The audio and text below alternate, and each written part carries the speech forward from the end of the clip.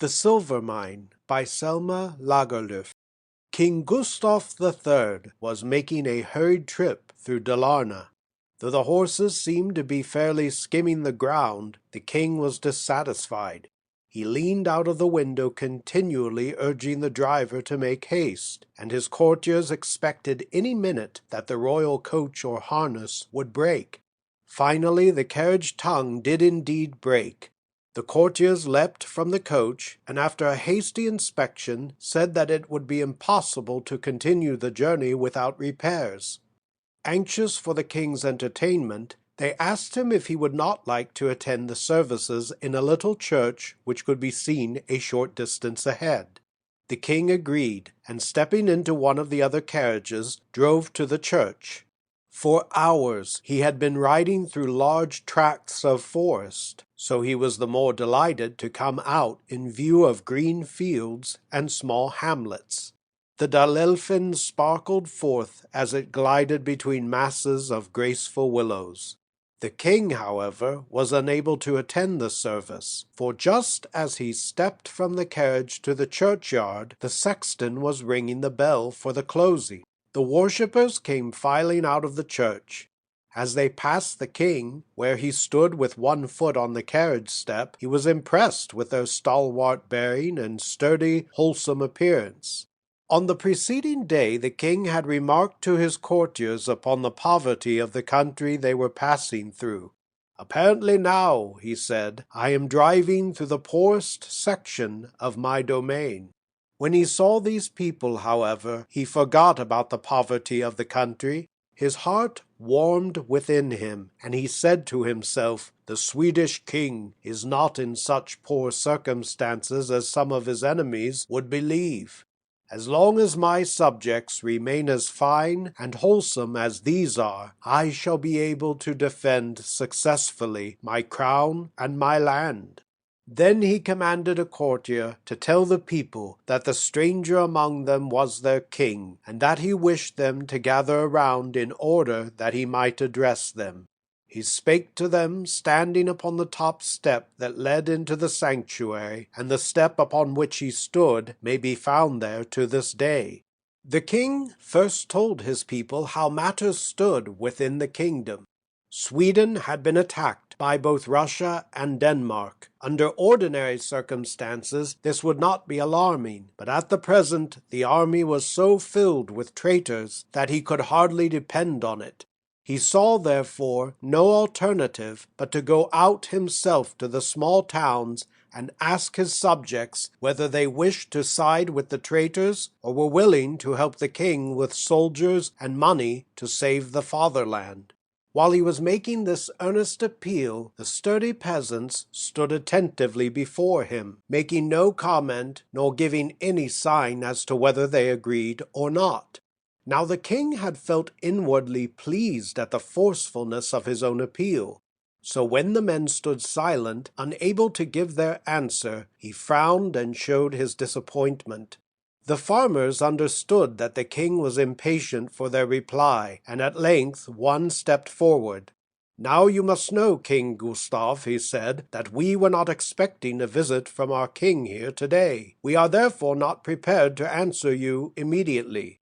I would suggest that you go into the sanctuary and speak with our minister while we discuss among ourselves this matter which you have presented to us." The king, perceiving that no better solution was possible, decided to take the farmer's advice.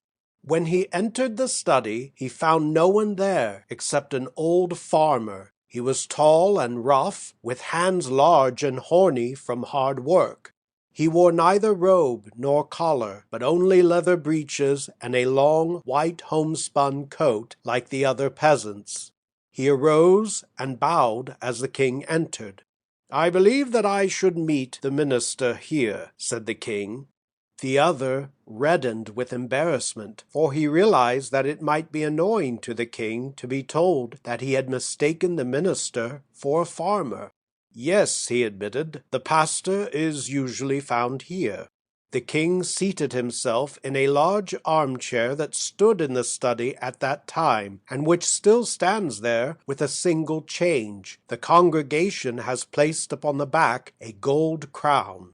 "Have you a good minister here?" asked the king, wishing to show interest in the people's welfare. When the king questioned him thus, the pastor felt that it was impossible to admit who he was. He decided that it was better to let the king think he was only a farmer. So he answered, "The minister is fair. He preaches the clear word of God, and he tries to live as he preaches." The king thought this a good recommendation. His sharp ear, however, had detected a certain hesitation in the tone of the man. He said, therefore, "It sounds, though, as if you are not entirely satisfied with your pastor." "He may be a bit hard-headed," said the other, thinking inwardly, "if the king should later discover who I am, he will realize that I did not pour compliments over myself." He decided therefore to come out with a bit of criticism. "There be those who would say that the minister is inclined to want to be the ruler in this hamlet," he continued. "Then he has surely directed and managed everything in the best possible way," said the king. He was not pleased to have the farmer finding fault with some one placed over him. "It appears to me that everything here is ruled by good habit and old-fashioned simplicity." "The people are good," said the minister, "because they live in a remote place in isolation and poverty. The people here would probably be no better than others if the trials and temptations of the world came near to them." "There is little chance that this will happen," said the king with a shrug of his shoulder. He said nothing further, but began drumming on the table with his fingers. He felt that he had exchanged enough words with this farmer, and he wondered when the people would be ready with their answer. "Those peasants are not very eager about coming to their king with aid," he thought. "If my coach were only ready, I would drive away from them and their deliberations." The minister, deeply troubled, strove within himself as to how he should act on an important question that must be settled quickly. He felt glad that he had not told the king who he was, for now he could discuss matters that otherwise he would have been unable to bring forward. After a time he broke the embarrassing silence by asking the king if it really were true that enemies were besieging them and their kingdom was in danger. The king, feeling that this person should have sense enough to leave him undisturbed, looked at him for a time without reply.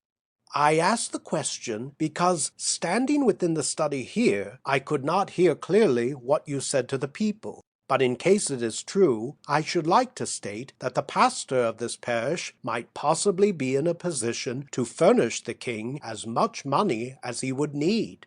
"I thought you said that everyone here was poor," said the king, thinking that the farmer did not know what he was talking about. "Yes, that is true," agreed the pastor, "and the minister has no more than any other. But if the king will honor me by listening, I will explain how it is that the minister has power to help." "You may speak," said King Gustav. "You seem to find it easier to express yourself than your friends and neighbors outside, who never will be ready with their answer." "It is not an easy matter to answer a king. I fear that in the end it will be necessary for their pastor to speak in their stead." The king crossed his knees, folded his arms, and dropped his head. "You may begin," he said, with an air of preparing to fall asleep. "Once upon a time the pastor and 4 men from his parish went elk hunting," began the minister. "Besides the pastor, there were 2 soldiers, Olaf and Erik Svard, the landlord of the village, and a farmer named Israels Persons." "Should not mention so many names," grumbled the king as he shifted his head a bit. "The men were good hunters and usually had good luck, but this day they traveled far without getting any game. At last they gave up the hunt and sat down on the ground to talk. They remarked upon the strange fact that so large a section of the country should be unsuitable for cultivation. All was rocks, hills, or morass. "Our Lord has not done right by us when he has given us such poor land to live in," said one of them. "In other sections people have riches and plenty, but here, in spite of all our efforts, we can hardly get sufficient for our daily needs." The minister stopped a moment, as if uncertain whether the king had heard him. The king, however, moved his little finger as a sign that he was still awake. As the hunters were talking of their ill fortune, the minister noticed something glittering where he had overturned a bit of moss with his boot. "This is a remarkable mountain," he thought. Overturning more of the moss, and picking up a piece of stone that clung to it, he exclaimed, "Can it be possible that this is lead ore?" The others came eagerly over to the speaker, and began uncovering the rock with their rifle stocks. They thus exposed a broad mineral vein on the side of the mountain. "What do you suppose this is?" asked the minister. Each man broke loose a piece of the rock and, biting it as a crude test, said he thought it should be at least zinc or lead. "And the whole mountain is full of it," eagerly ventured the landlord. When the minister had reached this stage of the story, the king slightly raised his head and partly opened one eye. "Do you know if any of these persons had any knowledge of minerals or geology?" "No, they did not," answered the minister, whereupon the king's head sank and both eyes closed. "The minister and those with him were highly pleased," continued the pastor, undisturbed by the king's indifference. "They believed that they had found something which would enrich not only themselves, but their posterity as well. 'Never more shall I need to work,' said one of them. 'I can do nothing the whole week through, and on Sunday I shall ride to church in a gold chariot.' These were usually men of good sense, but their great discovery had gone to their heads, so that now they spoke like children.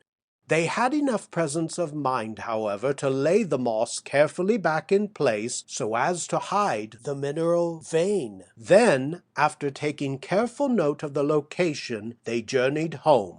Before parting, they all agreed that the minister should go to Falun and ask the mineralogist there what kind of ore this might be.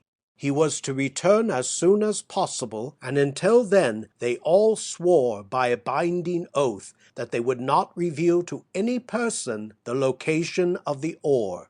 The king slightly raised his head, but did not interrupt the narrative. He began to believe apparently that the man really had something important to tell, though he did not permit himself to be aroused out of his indifference.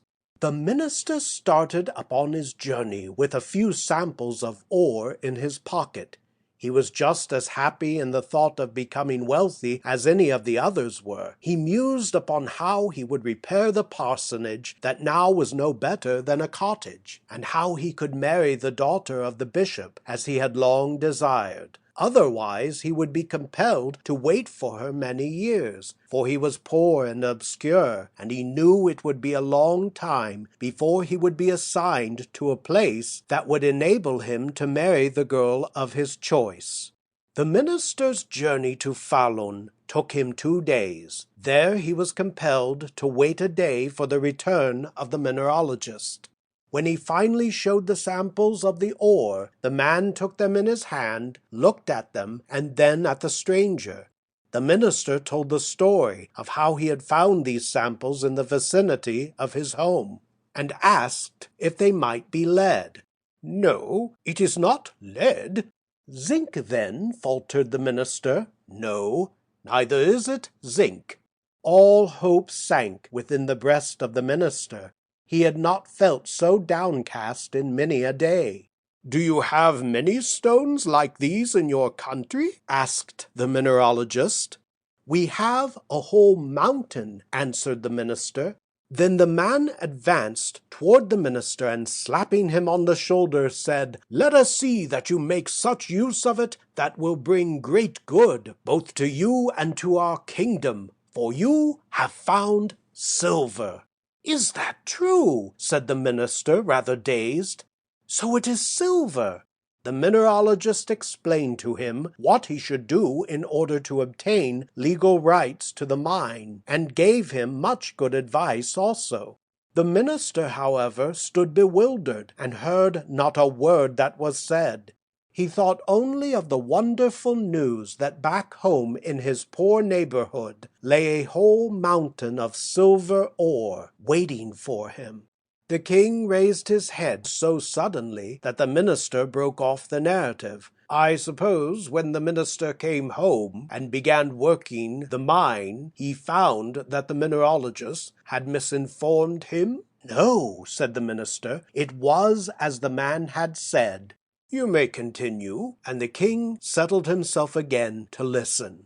When the minister reached home, the first thing he did was to start out to tell his comrades of the value of their find.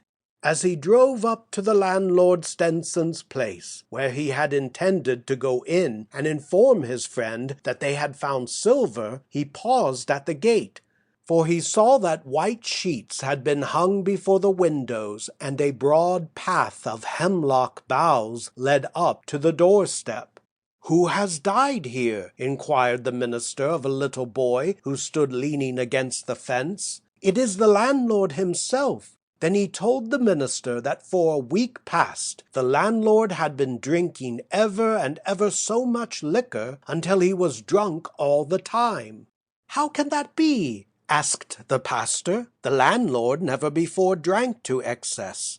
"Well, you see," said the boy, "he drank because he was possessed with the idea that he had found a mine. He was so rich, he said, that he would never need to do anything now but drink. Last night he drove out, drunk as he was, and fell out of the carriage and was killed." After the minister had heard all this, he started homeward, grieving over what he had learned, and only a moment before he had been so elated over the good news he had to tell his friends. When the minister had gone a short distance, he met Israel's person walking along the road. He appeared as usual, and the minister was glad that their good fortune had not turned his head. He would immediately gladden him with the news that he was now a rich man. "Good day," said the minister. "Do you come now from Falun?" "Yes, and I can tell you that things turned out better than we thought. The mineralogist said that it was silver ore." Person looked as if the earth had opened to engulf him. "What is it you say? Is it silver?" "Yes, we shall all be rich men now, and able to live as royalty." "Oh, is it silver?" repeated Person in still greater dejection. "It certainly is silver," said the minister. "Don't think that I would deceive you. You should not be afraid of being glad." "Glad?" said Person. "Should I be glad? I thought it was fool's gold, so it seemed better to take a certainty for an uncertainty. I sold my share in the mine to Olaf Svard for $100. He looked very downhearted, and the minister left him standing there with tears in his eyes. When the minister reached home, he sent a servant to Olaf Svard and his brother, asking them to come to the manse, that he might tell them the nature of their find. He felt that he had had enough of trying to spread the good news himself. But that evening, as the minister sat alone, joy again filled his heart. He went out and stood upon a hillock where he had decided to build the new parsonage.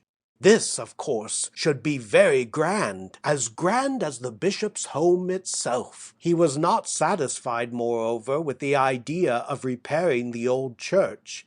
It occurred to him that, as there was so much wealth in the hamlet, many people would find their way to the place, until finally a large town would probably be built around the mine.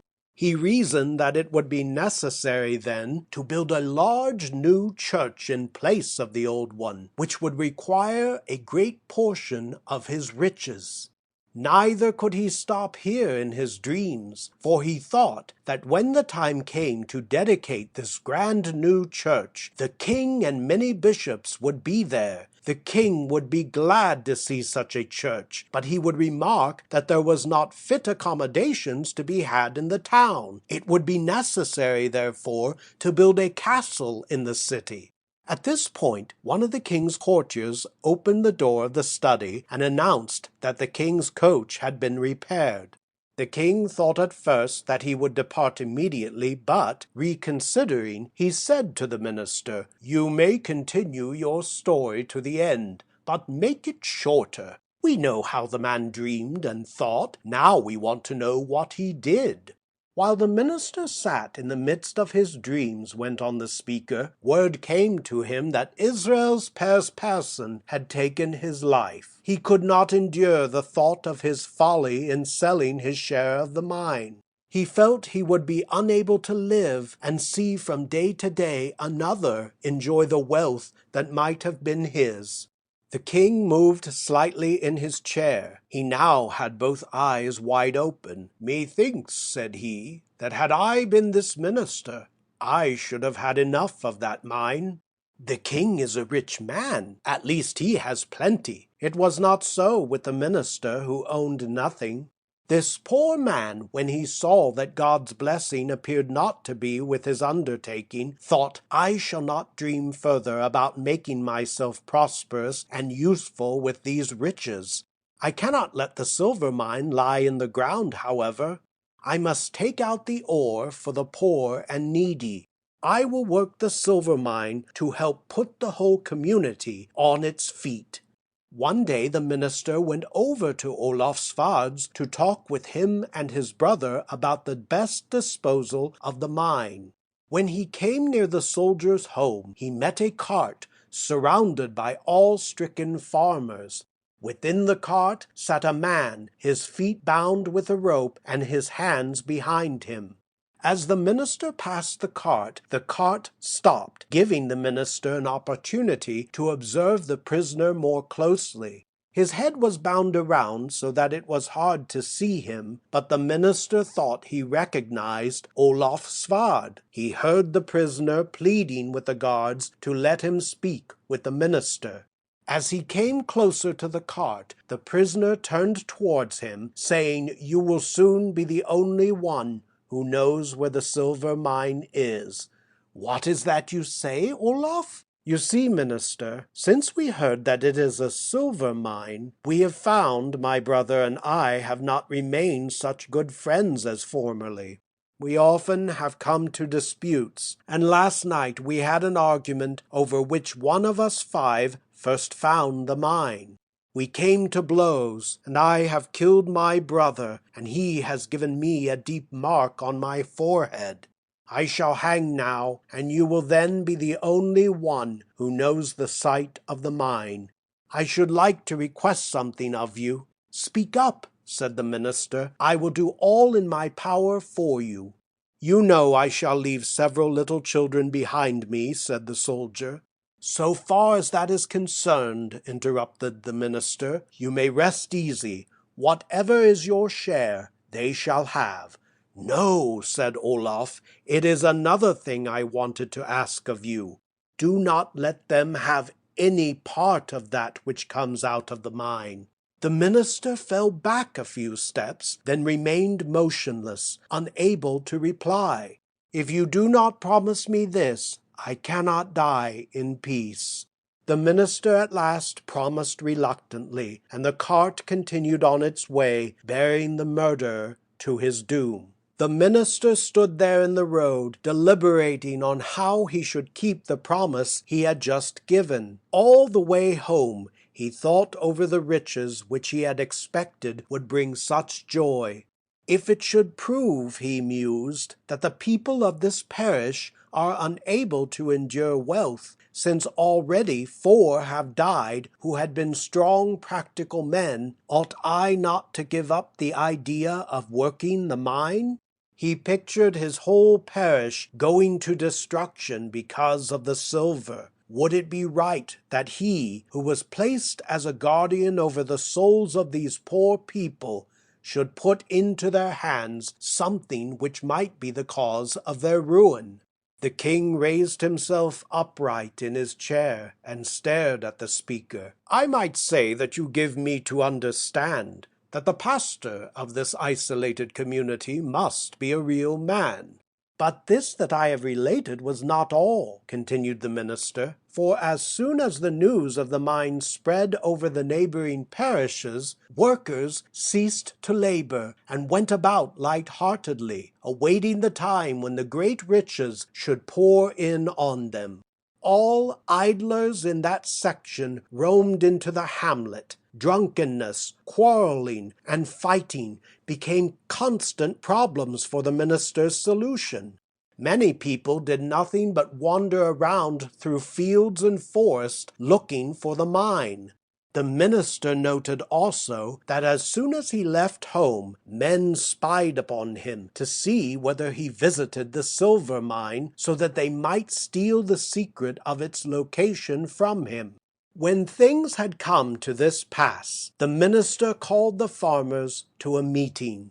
He reminded them of the many tragedies that the discovery of the silver mine had brought to their community, and asked if they were going to allow themselves to be ruined, or if they wished to save themselves. And then he asked if they wanted him, who was their pastor, to contribute to their ruin. He himself had decided that he would not reveal to anyone the location of the mine, nor would he ever attempt to derive any wealth therefrom. He then asked the farmers how they would vote for the future. If they desired to continue seeking after the mine and awaiting riches, he intended to go so far from them that no news of their misery would ever reach him. If, on the other hand, they would give up thinking of the silver mine, he would remain among them. "But however you choose," repeated the minister, "remember that no one will ever hear from me any information about the location of the silver mine." "Well," said the king, "what did the farmers decide?" They did as the minister desired of them. They understood that he meant well for them when he was willing to remain in poverty for their sake.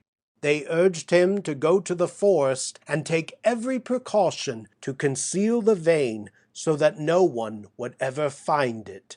"Since then, the minister has remained here, as poor as the others?" "Yes, as poor as the others." "Has he, in spite of this, married and built a new parsonage?" "No, he has not had the means. He lives in the same old place." "That is a beautiful story," said the king, bending his head. The minister stood silent before the king. In a few minutes the latter continued. Was it of the silver mine that you were thinking when you said that the minister here could furnish me with as much money as I should need?" "Yes," said the other. "But I can't put thumbscrews on him, and how otherwise could I bring a man like him to show me the mine, a man who has forsaken his beloved and all material blessings?" "That is another matter," said the minister. "If it is the fatherland that needs help, he will undoubtedly give up the secret." "Do I have your assurance for that?" "Yes, I will answer for it." "Does he not care, then, how it goes with his parishioners?" "That shall stand in God's hands." The king arose from his chair and walked over to the window. He stood for a moment, observing the people outside. The longer he stood, the clearer his large eyes glistened. His whole stature seemed to expand. "You may present my compliments to the minister of this parish," said the king, "and say to him that there is given no more beautiful sight to Sweden's king than to see such a people as these." Thereupon the king turned from the window and looked smilingly at the minister. "Is it true that the minister of this parish is so poor that he takes off his black robe as soon as the service is over and dresses as one of the peasants?" "Yes, he is as poor as that," said the minister, and a flush of embarrassment spread over his rough but noble face. The king again stepped to the window. He apparently was in his best mood. All that was great and noble within him had been awakened. He shall let the silver mine rest in peace, since through all his life he has starved and worked to perfect a people such as these. He shall be permitted to keep them as they are. But if the kingdom is in danger, the kingdom is better served with men than with money. When he had said these words, the king shook hands with the minister and stepped out of the study. Outside stood the people, as impassive as when he went in. But when the king came down the steps, one of the farmers approached him. "Have you talked with our minister?" "Yes, I have talked with him." "Then you have also received answer from us," said the farmer. "Yes, I have received your answer." End of The Silver Mine by Selma Lagerlöf.